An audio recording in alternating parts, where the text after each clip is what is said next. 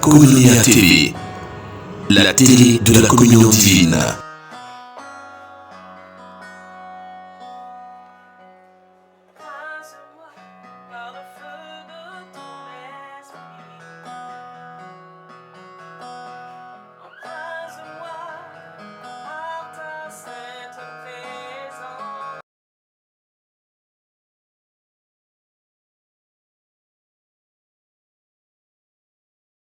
Que le Seigneur vous bénisse et que la grâce de Dieu repose sur vous. Pour toi qui me suis, je déclare que le Seigneur, en cette année, ou en cette fin d'année, que le Seigneur fasse pour toi quelque chose de nouveau, que tu contemples et une nouvelle dimension de la gloire de l'Éternel.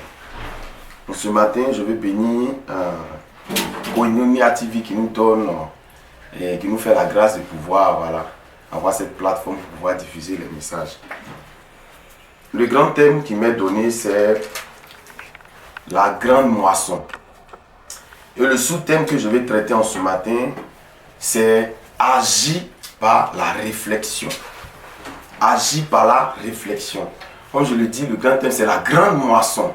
La grande moisson qui veut dire que, voilà, c'est vrai que nous devons on travaille pour nos bien-être, pour le bien-être de la société, mais nous devons travailler aussi à l'avancement de l'œuvre de Dieu. Mais le sous-thème que je vais traiter ici, c'est agir par la réflexion.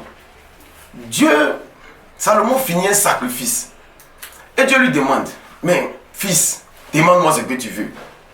Et puis Salomon dit, non, Seigneur, je veux un cœur et donne-moi l'intelligence afin de pouvoir gérer ton peuple. Et Dieu lui dit, comme tu as demandé l'intelligence, je vais ajouter à l'intelligence la sagesse. Et Dieu lui donne, et vous savez ce que Salomon est devenu en son temps. Donc je vais parler à quelqu'un ici que, aujourd'hui les chrétiens, nous disons que non, si les gens ne viennent pas à l'église, c'est parce qu'il n'y a pas de suivi. Moi, mon pasteur en son temps n'a jamais connu chez moi, mais j'ai été chrétien, jusqu'à aujourd'hui je suis chrétien, et je suis devenu pasteur. Non, le pasteur ne m'appelle pas. Non, les responsables dans cette église, il n'y a pas d'amour. Non, c'est rentré, c'est sorti ici. Non, les chrétiens ne sont pas reconnaissants.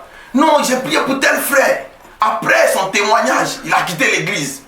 Frère, il y a des choses, tant que tu n'es pas capable de t'asseoir pour réfléchir, même Dieu ne va pas te dire.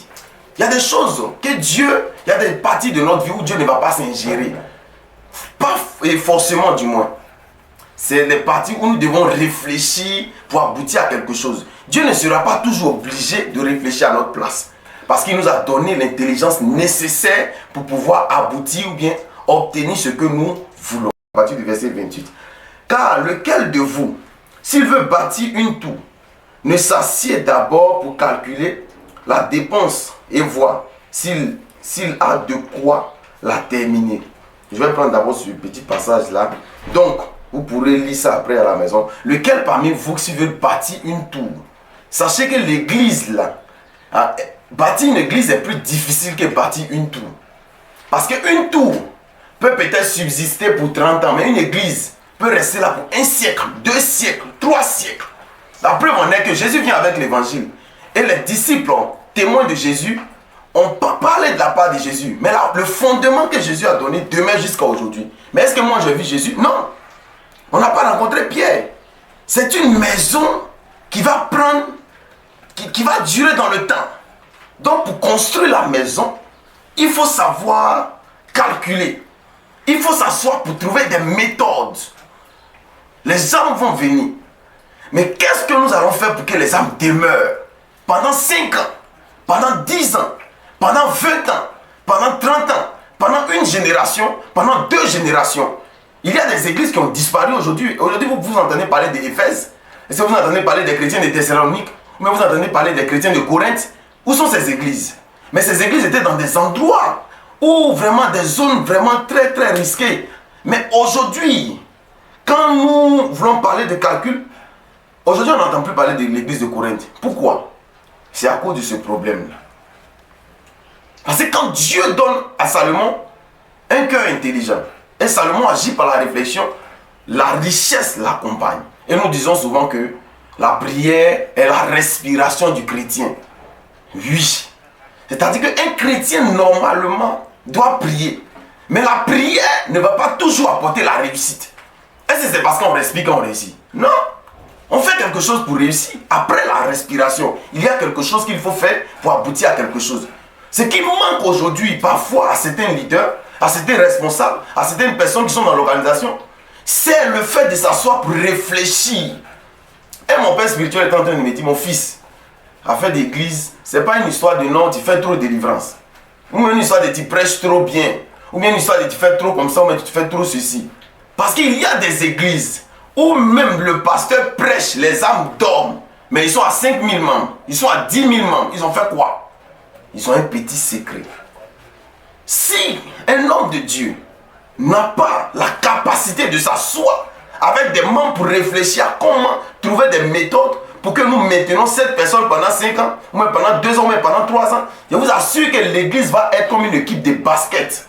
Où les gens viennent, ils s'en vont. Où les gens viennent, ils s'en vont. Où les gens viennent, ils s'en vont. Et puis l'homme de Dieu, bon, trop fatigué, va mourir, puis il ne laisse rien. Aujourd'hui, l'église, l'évangélisation est une bonne chose. Sauver les âmes est une bonne chose. Et aller pour la cause du Seigneur est une bonne chose. Mais l'autre question qu'on doit se poser, comment le fruit va demeurer? Parce que Jésus dit, votre fruit là doit demeurer. Et c'est en cela qu'on reconnaît que vous êtes mes disciples. Donc, si tu as évangélisé une âme qui n'est pas laissée, ne dis pas qu'il y a gagné de toutes les façons, il lui a déjà parlé. Non, frère, il y a quelque chose qui manque. C'est la méthode. Il y a des grandes communautés. Aujourd'hui que nous jugeons, on dit non, qu'ils ne sont pas bien, ils ne sont pas ceci. Mais quand on cherche les maires, on les trouve là-bas. Quand on cherche les ministres, on les trouve là-bas. Quand eux se lèvent le matin, ils disent on va acheter telle parcelle, quelle que soit ton influence sur la société, ils viennent, ils t'achètent. Ils achètent l'église et puis on vous enlève là et puis ils bâtissent les temples. Il y a des gens qui ne font plus de bruit. Ils ne font plus d'évangélisation. Il y a des communautés, on les a tellement jugés qu'ils ne font plus d'évangélisation. Mais ils traînent des foules. Comment ils font? C'est la réflexion. Donc il faut agir. Il y a l'onction, il y a la puissance. Mais une puissance sans réflexion n'est pas différente d'un marabout. Parce que la puissance ne se trouve pas seulement à l'église, je vous assure.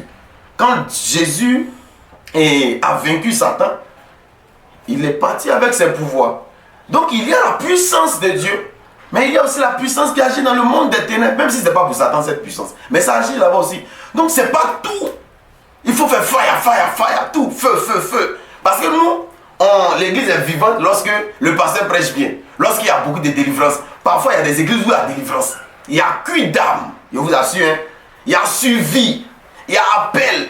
Il y a des endroits où le pasteur même dort chez les fidèles. Mais ils sont toujours à 50 fidèles. Et il y a des endroits, le pasteur n'a jamais connu le quartier. Mais ils sont à 10 000, ils font 3 cultes, ils font 4 cultes, ils font 5 cultes. Ce n'est pas une question de Dieu aime l'autre que l'autre. Tout le monde prie.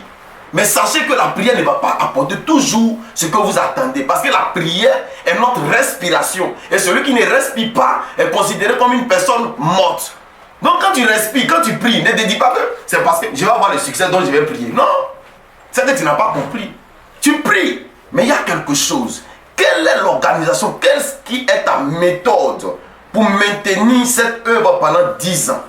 Parce que je disais à un homme de Dieu que si toi tu n'es plus, que l'église n'existe plus, c'est que tu n'as rien fait, mon frère. Ou bien si tu voyages, que l'église est fermée, c'est que c'est fini. Mais il y a des églises où quand le pasteur n'est pas là, les fidèles ne viennent plus. Tu n'as rien encore fait. Il y a des méthodes que les gens ont trouvées aujourd'hui. Quand je vois des grandes assemblées aujourd'hui, que je ne peux pas dire le nom, mais que vous connaissez, aujourd'hui qui ne font même pas des croisades, mais qui influencent jusqu'au gouvernement, qui influencent jusqu'à dans certains lieux, ou bien certaines, sectes. Ils ont jusqu'à une influence là-bas. Et ils ont aussi leurs mots. Bon, laissez-moi vous dire. Vous savez que quand on donne peut-être, quand on fait un quartier, ou bien on bâtit une cité, vous savez qu'il y a une place pour une église. Non, il y a une place pour une église. Il y a une place pour une mosquée. Il y a une place pour des religions. Il y a toujours une place qu'on n'achète pas. Mais qu'on acquiert à cause des relations et puis à cause de l'organisation. Mais les chrétiens aujourd'hui, non. Nous, on aime prier dans les garages. On aime prier, c'est là, on sait que non, c'est l'épreuve. Oh Dieu, Dieu des armées, je sais que ce désert va finir. Il y a un homme de Dieu qui est mort comme ça. Il est mort dans la Bible, il est mort pauvre et puis beaucoup de crédits. Donc, ta vie va changer à partir du moment où ton ministère va prendre de l'envol, à partir du moment où tu vas commencer à trouver des méthodes pour maintenir des âmes. pour maintenir 2. Parce que si tu as maintenu 2, que tu as trouvé 5, ça te fait 7. Mais si tu as maintenu 2, que tu as perdu 1, que tu as trouvé 5, ça te fait 6. Ça ne sert à rien de travailler et puis il n'y a pas de résultat.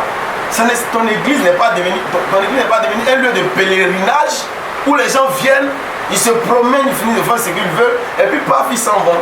Ils viennent visiter, c'est comme en Israël, ils viennent visiter, ils visitent la belle onction, le bon miracle, la belle puissance, ils finissent, ils s'en vont.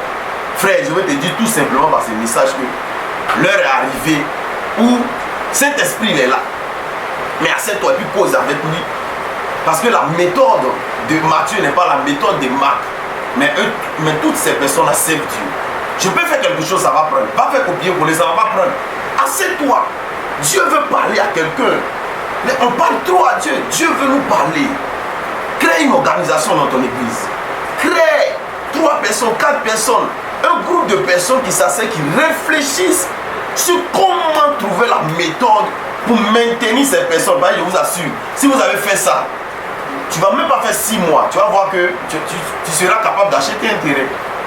Parce que ensemble, on arrive à atteindre la vision ou bien à atteindre l'objectif. Mais quand on est seul, on pense que tout le monde est contre nous. Que Dieu te bénisse pour te dire tout simplement que dans le ministère, il faut avoir 50%, il faut agir 50% avec l'esprit, mais 50% avec l'intelligence.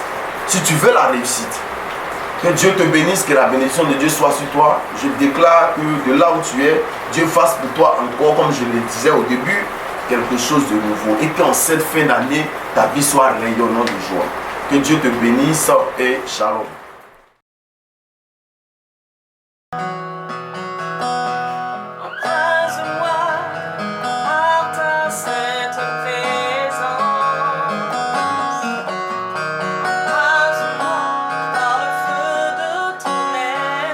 Koinonia TV, la télé de la communion divine.